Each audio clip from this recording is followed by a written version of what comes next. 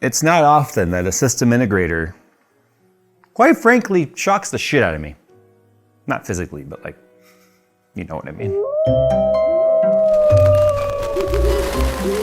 So SIs, or system integrators, they're like whiskey or wine. What I mean by that is you've got I got 10 bucks in my wallet, I can walk into Walmart and grab a box of wine, or I can go to like, I don't know, champagne levels or Chardonnay or something like that. I'm a whiskey drinker, so you can also have your Jack Daniels, or you can have your Glenmorangie, Scotch, aged perfection. There's a huge range, just like SIs, when it comes to the quality of what you're getting, the amount of detail that's gone into it, and the amount of love that it took to create the product. And now, you guys know, I am a huge DIYer. I am all about build your own systems. It's easy. Not everyone's all about that, and I'm fine with that. But it's hard to find an SI that is not just about how much crap can we get out the door per month.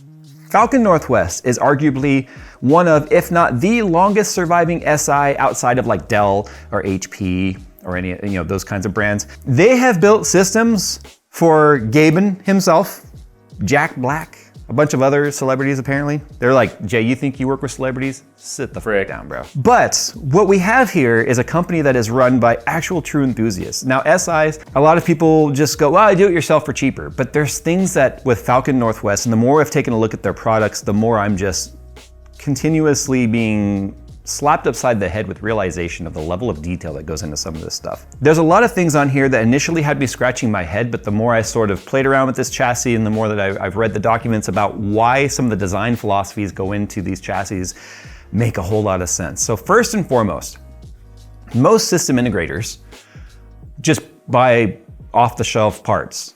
Usually they have some sort of a direct account with like the manufacturer of the components, so whether it be Asus, Corsair, Inwin, whatever, right? They'll get a better price in bulk and buy in bulk, and then they put together their systems, and then they might charge a build fee, and they might charge some sort of a warranty fee or something like that, and they're making pretty low margins per unit, unless they're really overpricing the crap out of the product, which a lot of SIs do. And then it's just no different than building it yourself, other than you have someone you could maybe call for help if they even know what the hell they're talking about. Every single chassis that comes out of Falcon Northwest is designed and manufactured through them. Well, they're not doing their own manufacturing, obviously. They're outsourcing the manufacturing, but the designs are theirs. For instance, the metal on this chassis is 4mm thick aluminum. You will not find any other chassis that is like built to this level of quality. And yeah, there's a lot of people out there imitating their designs, but it's not cost effective for them to do that, for the simple fact that most of these companies are looking at trying to do in stamped steel and other things, and these are completely built and designed by their own team. So simple little things, like for instance, this is the glass panel right here, and obviously, we can go right to the obvious. Their 3D printing, UV printing level, I said 3D printing, UV printing is amongst the highest quality I've seen. Now there's a lot of brands out there doing UV printing. Nobody is doing it as good as what these panels are. And they sent a few examples here. So here's some UV printing on glass. This is actually designed to go on the back. This is my logo. Why would you want to even put glass on the back? Tell me if you've ever seen an SI with that level of cable management and detail. Yeah, and there's little things. Let me give you an example. And oh, by the way, these hinges, they are completely toolless. To take them off, it's a beefy boy. Like, aluminum, but very, very thick. Anyway, let's talk about something here. Super simple. This cable, initially we thought, oh, they put so much pressure on that, it's tweaked. No, let me tell you what they did. They know that this cable that they're using is very thick. So they actually heated and twisted the plug so that it actually fits in there with zero pressure against the connector. Little things like that. That is actually something they intentionally heated and twisted to get it to fit flat. So they're using cable extensions here. I think these are cable mod cable extensions, but you can see we're using factory wiring here that is all tucked behind here, and then we have the extensions to make it pretty. Pre-wired SSD cables. So if you're using SATA SSDs, you would need a SATA power plug, you would need a SATA connector to go to the motherboard. That's already pre-wired. So if you want to add another drive, boom, there you go. Every build gets a plaque. We covered up my serial number for obvious reasons, but it gets your name on there. So this is mine, it says Jay's 2 cents, the Falcon Northwest. Yeah, the level of detail in these systems is insane. One of the things that I think is also kind of interesting, little designs, like it's like, how do you open the glass? Well, believe it or not, on both sides, they have this little notch built into the chassis, just so you can get your finger in there and pop it open. So it's like stupid little things like this that really do add up to an awesome experience. These are magnets, so that it stays closed through magnets, bitch. So in terms of specs on this guy, we've got some HyperX Fury. We've got a Falcon Northwest branded AIO. I'm not sure who they're working with for their ODM on their AIO, but this is a 280 millimeter variant right here. We even got the Falcon Eye on our fans. These are RGB fans, so the loops do light up. This is a 14900K, so this is a 14th gen. This is actually the system we did our 14th gen testing on. It was a clean, fresh everything, so it made perfect sense to use this for our testing for that. So here's our cables, as you can see, cable combed. Got a nice little kind of a carbon and black theme going on right there. The board looks like it's a Z790 Strix, RTX 4090 in here, which is kind of nice. To be honest, it would probably been a 4080 for like a standard build. I'm glad they did the 4090 because what I really want to test with this chassis is thermals. Having an up to 600 watt graphics card, this is realistically only gonna be pulling about 480 to 500 watts, unless you overclock it. There's some thermal design built into this that I really want to sort of test out. In terms of SSDs, I think that was a 4 terabyte on the back. Can't tell, it doesn't say right there. And then I think we have a 2 terabyte NVMe in here. Now, let's start with the obvious. Look at this little guy right here. A little NVE loop right here. I've never seen a little baby guy. Normally I've seen these in like 120s. This is actually intaking air. This is bringing in air right here. And you might be asking yourself, why on earth is that intaking air? Well, they have done, so like you gotta understand, the owner, CEO and president of the company is an aeronautical engineer. He said that's a fancy word for an out-of-work pilot. But regardless, airflow is kind of important to him. So my first thought was like, why is there no exhaust vent on the top? I thought maybe that would be an option. In fact, I even tried to pop the top off to see if maybe there was a replaceable panel for that. But no, in the deck they gave me, kind of going through the history of the Talon, they tested it with a vent on the top. And then they found that actually hurt performance of the flow, the airflow, and the thermals of the case. In fact, they even developed a side panel that's solid, because you can't shoot a thermal camera through glass. It'll just show you the temperature of the glass. And that's even if it can read it properly because of the emissivity. So what they actually came up with, it's really neat, a solid panel here that allowed the camera to be able to see through it to test to see what the thermals were in the products. So they found it was actually more beneficial to have a rear exhaust in direct line with the intake fans. Now, if you had an air cooler here, I don't think they even offer an air cooler version. I could be wrong, but the AIO obviously brings in air through here. And yeah, it is a solid front. We'll talk about this in a sec, because right now this would probably preemptively be making Steve roll in his grave. But they have enough thermal data to show this is fine in the way that it's configured. Because one of their quotes was, airflow often reacts differently than what you expect. So just throwing a bunch of mesh on here is not the answer. And that's been an answer for many people, these case manufacturers, just put mesh everywhere.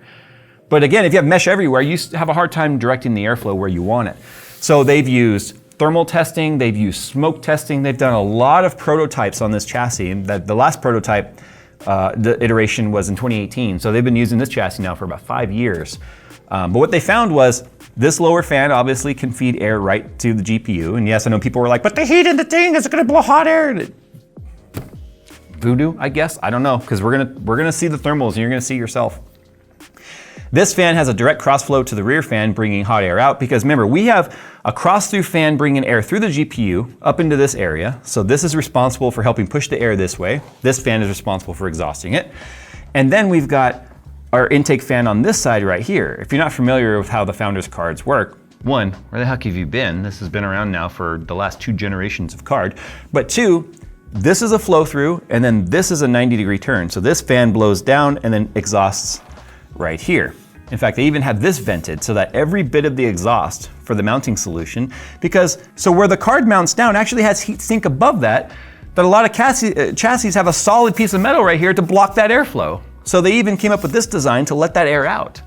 Otherwise, there's a whole section of heatsink right there that just sits against a piece of metal that does nothing. What I thought was awesome about this is they were fully transparent in saying this little fan right here, feeding air to this fan.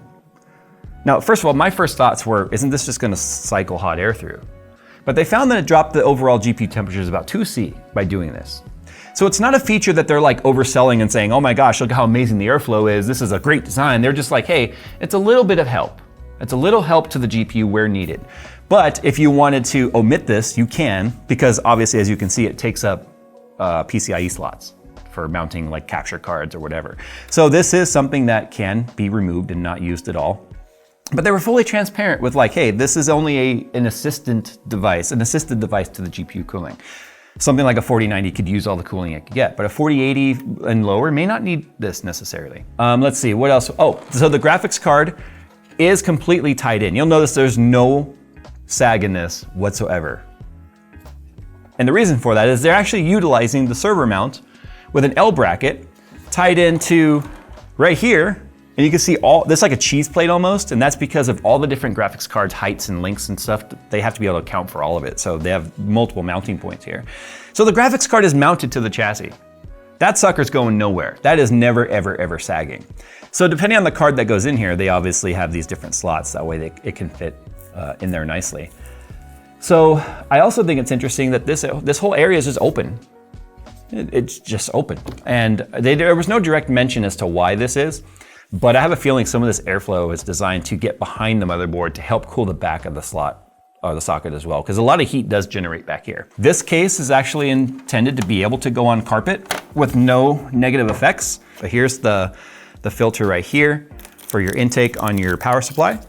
But this whole big area right here gives you quite a bit of a gap between the power supply and any surface you put it on so that you don't choke off airflow, a la carpet. If you were to put it down on mushy carpet, the carpet could smush up into here. This is designed to allow that carpet to kind of flatten down so that you can still have airflow if you want to put it on carpet. Putting it on a solid surface is probably still a good idea just for tip reasons, but it's obviously pretty solid with this giant piece right here. But let's talk about the front, because the front is something I know people are gonna be like, that is the worst design, it's solid, and we all know what happens with solid. Well, it's not, there's more to it than that. One, where is it getting its air from? So we have mesh on the side right here. The porosity looks like about 50%. That means the amount of blocked off versus the amount of open. About 50% of it is flow through. The other side is the same thing. The top is completely solid. So on the bottom right here, let me unplug the RGB, because this is an RGB panel right here. So the Falcon logo does light up with that. The bottom, as you can see, is open here. So air comes in through the bottom as well. And then we do also have a fan filter in here that is magnetic that you can remove if you want for the purposes of better airflow versus better dust filtration. And as you can see, this chassis does also support up to a 360. I'm kind of surprised they didn't do a 360 with the 14900K. But there is a power profile already on this system that Falcon Northwest came up with on basically their own testing and such, to push as much performance out of the 14900K without pushing out as much heat.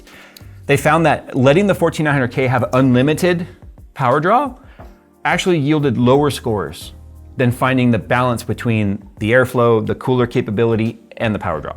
So this is about a 320 watt draw, which is quite a bit higher than Intel's like 253 watt performance profile, but 320 watts is where this one is tuned at to give you additional performance available to you. So that's what the front looks like right there. I'm gonna put the filter back on because I feel like doing my testing in the format at which it ships. That goes in the bottom. And then we will see. We're gonna put those claims to the test. Okay, so a couple of things. You can see the RGB lighting. They have a nice tasteful ring on both sides of the fans for their intakes and their exhaust. They've obviously got some RGB happening here on their logo that is built into this AIO. They're also, I forgot to mention this too, they're using CableMod's new StealthSense 12 volt high power wire. So what this does is it removes the sense wires. The biggest issue with 40 series cards going to a black screen and 100% fan speed is that the cable is slightly loose, and one of those sense wires makes a poor contact during usage, like while it's on, then that's how it defaults. It just puts the GPU into this like video off state, fans to 100% black screen. You might even still hear sound. Possibly not, because the GPU, if it's your sound device, well, you won't hear it. But this is the new stealth sense wire though, or cable that actually eliminates the sense wires and uses a solid connection from the sense wire right to the 12 volt here. So I just wanted to point that out.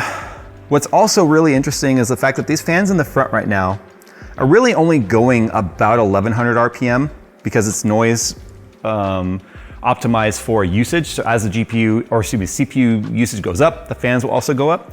There's a fair amount of airflow right here, and I still have the filters in as well as the front closed.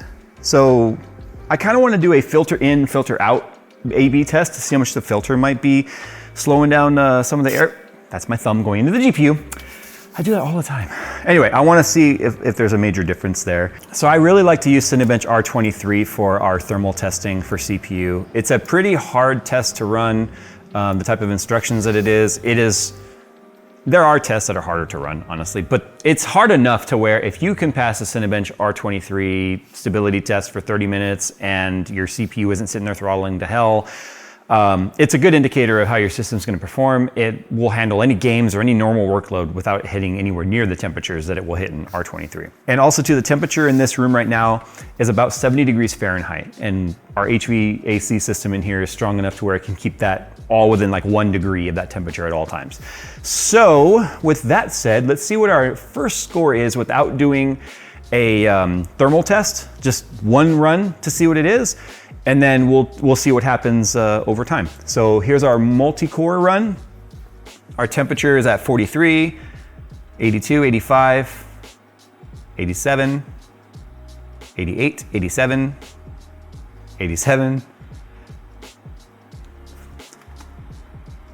Okay, not bad actually. If we look at our hottest core hit 88. Which one was that? 89. That was core number 5. And that was a 39,516. It's actually a little bit lower than we typically would see. We're at 320.53 watts. There's probably a lot going on. I bet you anything there's an update. Oh, and I forgot to close certain apps running in the background. That, believe it or not, that has a huge impact on score. There's a 40,957. So 1,000 points by closing some software. So as you can see clearly, that'll have an effect on performance. But we don't care about the number right now. I care about seeing what happens with the temperatures over time and seeing what happens with our core speeds. Now the temperature over time should normalize down to a reasonable temperature because the Intel turbo timers and stuff are still in effect here. What that means is the thermal velocity boost will allow the CPU to just go balls to the wall for a certain amount of time, and then it will drop down its wattage availability to keep it without melting itself to death, basically. Standard is 56 seconds. Now it's gonna be lifted up, I think, with this BIOS and the 320 BIOS or the Falcon Northwest profile. That's something that the user can always go in and tune, but as an SI and a pre-built buyer, you probably wouldn't go in and necessarily mess with all of that. So we are testing all the out-of-the-box stuff here. With that said, we'll do a 10-minute test. Here we go. All right, we're ending our 10-minute test. You can see that our package did hit 100C. 2 of our P cores hit 100C, but our score, the last one was a 40,276. And the reason why it came down slightly is as it hit 100C, we did drop down to 5.4 all core, every now and then 5.3 from 5.6. Which is expected behavior for Intel. It also dropped down to 300 watts from 320. That's also part of the turbo timer stuff. But the fact that we still are getting over 40,000, that was a 40,265 right there. And with how quickly our temps are dropping back down, once the test ended, the package is back down to 43. Our P cores are at 41, 39, 42, 40. Our E cores are back down where they belong. The temperature coming out of here is pretty warm, but there's a lot of airflow coming through here. So the next thing I want to do, I'm just curious as to how much the air filter is going to matter on this. I think it's going to matter a bit, actually. I would rather clean my PC more often, have better cooling, than to have to clean it less often and have worse cooling. Because cooling, especially for 13th and 14th gen, directly relates to performance. So I need to let the coolant cool down. I'm going to pop this filter off. So let's do this. And it's actually pretty easy how this comes off. So I'm going to take this guy, lift it up. There we go. And yes, it's magnetic, but it also has these little tabs I already showed that sort of locks into, so you gotta make sure you get that up and out of the way. The radiator's not even that warm, so it cools down pretty quick. And then we're gonna do this again and see. I think what will still happen is it'll still hit 100C on the package, and I think it'll still hit 100C on those 2 cores. But I have a feeling it'll hold our turbo timer a little longer, because the longer we can keep it cool, the longer we hold those clocks. So it's the same boot. You guys can see the same scores are still there. So right now, if I go ahead and just do 1 multi-core run, I'm gonna have to clear my min-max to get rid of that, by the way, but I wanna see what the score is after 1 run. That's a 41,119. There's Intel's thermal velocity boost in a nutshell. All right, gonna let it cool down more, gonna do another 10-minute test and see if I would leave filter on or off. All right, so there's 1 minute left in the test. You can see the package still hit 100C. It does it right towards the end of the test though. So he was at 98, 100, 98. Only 1 core hit the 100C this time. I say that like it's great. This is Intel in a nutshell. The temps, 320 watts is a lot to try and cool. But you can see right now, like I said, with the thermal velocity boost and stuff, it drops down to about 300 watts towards the end of the test. It's actually up slightly from where it was. It was like 298 to 300. Now it's 302, there's 299. So it's actually helped a little bit. Our score right now is a 40,470. So it's a couple hundred points up from where it was. It took longer to drop. It sat at like the 40,700 for most of that test after the 56 seconds. And then it's probably longer than 56 seconds with this profile. But once it hit the thermal velocity boost limit, it dropped down to 320, and it took a lot longer for it to get up to the red numbers to show up. So at the end of the day, I probably wouldn't even, I would say the filter's fine to stay in, to be honest. At that point, you're not giving up really any performance for the filtration staying in there. I know, and we're at 5.4 right now, all core with 5.5 on a couple, which is 1 boost table up from the 5.3 we saw in the previous test. So it was good for about 100 megahertz, and the test just ended. Everything dropped down to normal. So you're getting 40,000 points out of a 14900K with a 280 AIO. It's actually pretty impressive. Normally I wouldn't even try this with the 280, myself included. I mentioned this in a previous video, and Falcon Northwest was like, no, 280 is fine. You know, as long as you don't go with the unlimited power profile, which is what like Asus by default likes to push. And a lot of motherboard manufacturers like to just go unlimited, but that causes the thermal throttling to hit harder when that happens. So you gotta fine tune that, which they've done here with the 320. And that's also pretty much in line with like what Intel sort of recommends as well. Actually, Intel's more conservative than 320 even. So Falcon Northwest is giving you a little bit more for your money in terms of the way that they're tuning it. But CPU is only half of the story. What is gonna happen right now when we start 3D Mark? I wanna see what happens with its NVIDIA fan curve, and then we'll just run like an MSI user profile fan curve, which keeps the fans going faster sooner to keep the temps down, and see what happens with our max GPU temps. So it starts off at 2730, temp jumped immediately to 53, 54. Our fans are turning now. I'm not gonna open the side chassis, I don't wanna interfere with the cooling at all. But the fans are turning now. There's 56, 100% usage, 2715, it's already down to boost bin. Power is only at 404, 393. But again, all factory stuff, nothing's been changed or adjusted. Let's see where this tops out. This is actually better than I expected. All of our logic throughout the years has been need top exhaust. Heat rises, but we all know any sort of force applied to convection overpowers it. We know that. Convection is heat rising, right? So the air intaking from the front and the rear exhaust fan here overtakes any convection. 74C with a stock fan curve. We only dropped 30 megahertz. So from 2730 down to 2700, that's 2 boost bins. We're at 420 watts. That's actually really, really, really good. I'm gonna leave it under load right now, and I wanna see if by changing to the user profile and maxing out the power limit and stuff, if that'll actually bring the temperature down. We came up a boost bin after about, I don't know, 2 more minutes. It dropped to 69, back up to 70, but I flawed the test right now by adding more power limit and stuff. So if I'm doing AB, I've got to go back to here and apply that so that everything is exactly the same as it was. Just moving sliders to max, just like the CPU and GPUs, is not always the best idea.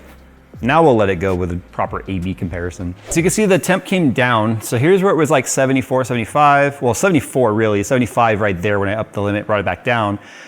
68, 69, power usage at 100, clock speeds. We went up to 2715 right here for a little bit. Then you can see we dropped back down to 2700. You can see our fan speed as it started to curve down. Now, one of the differences here is the fact that speeding air through the GPU faster doesn't help if we are not exchanging the heat or the air going through the case faster as well. If the GPU fan speed goes up and more air is cycling through the GPU, we've got to up the chassis fan flow to also get that hotter air out. So realistically, what I would have had to have done is then go into like Fan Expert built into ASUS, and then have like a GPU profile that almost like a hotkey that can enable and be like, okay, we're under gaming load, hotkey, ramp it up to get max temps. But again, for out of the box temperatures though, with like factory fan curve and stuff, it's surprisingly well. It goes back down to 48 right here. The noise is completely gone. And it wasn't that much of a benefit. So here's the thing, it's like one of the things that Kelt said, and Kelt's the CEO and president of Falcon Northwest, he says, air often doesn't do what you think it's gonna do. And that's exactly what I just experienced right here. I never would have imagined a case like this with a 4090 in it and a 14900K with a single exhaust fan would be able to keep itself in reasonable like temperatures and performance. Like even with the 280 in the front, bringing air in, a single 120 exhaust to me, I would have been like, that is just a death sentence. But as you can see, it's not. I mean, I'd love to see 100C come down. Now, we would see the 100C come down if we did not do the overclock, because essentially what we have done is overclocked the power limit going to the CPU by having the Falcon Northwest profile. And now they also fully support their system for life. I want to point this out right now. When it comes to things that they don't promote enough, it's their warranty. You can find instance after instance of buyers and consumers online with Falcon Northwest just praising their online customer support. So here's what you get. This is where the SIs separate each other, big time. You get unlimited lifetime technical support. As long as you own this system, they will support it. Even if it is 10 years down the road and it is super out of date. In fact, one of their quotes is, they are still supporting systems that are older than other SIs have been in business. They have 1 year overnight two-way shipping.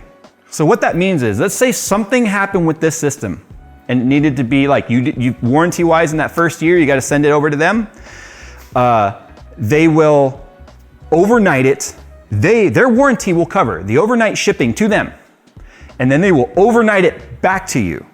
So there's only 2 days worth of transit time, which is insane. Now, how many times have you guys heard about warranties where you're like, well, I had to pay to ship it to them and I had to pay to get it back? That is, I feel like warranty should also include we stand by our product. That includes getting our product back to fix when something went wrong. So that's for 1 year, and then you get 3-year warranty on parts and labor and all that sort of stuff. So 3 years. I guarantee you won't find another SI that has that level of support.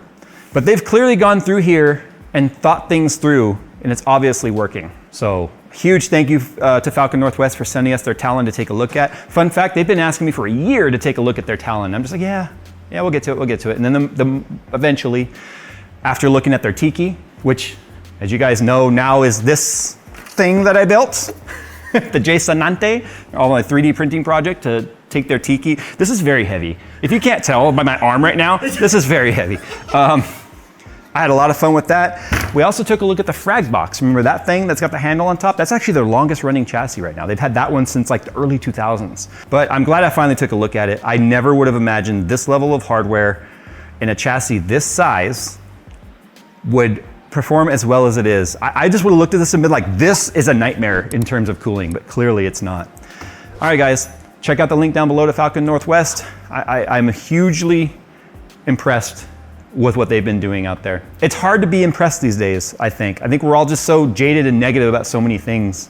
But to see an SI that's doing enthusiast level stuff to the minute details of like heating a SATA cable and twisting it, to finger hole for opening up your side panel, to bracket the whole GPU, all of it. Just, all right, I've babbled on enough. Falcon Northwest, link down below.